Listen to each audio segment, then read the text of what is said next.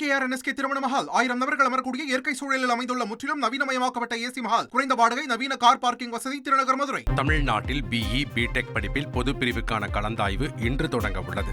2025-26 ஆண்டுக்கான BE BTech படிப்புக்கான சேர்க்கையில் இன்று முதல் ஆகஸ்ட் 19ஆம் தேதி வரை பொது பிரிவினருக்கான கலந்தாய்வு நடைபெறுகிறது.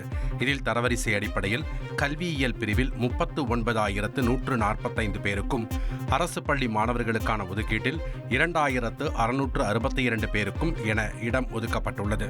இன்று முதல் 16ஆம் தேதி மாலை 5 மணி வரையில் விரும்பும் கல்லூரிகளை பதிவு செய்யலாம் என தெரிவிக்கப்பட்டுள்ளது. இதைத் தொடர்ந்து 17ஆம் தேதி காலை 10 மணிக்கு தற்காலிக ஒதுக்கீடு செய்யப்படும். அதனை 18ஆம் தேதி மாலை 5 மணிக்குள் உறுதி செய்ய வேண்டும்.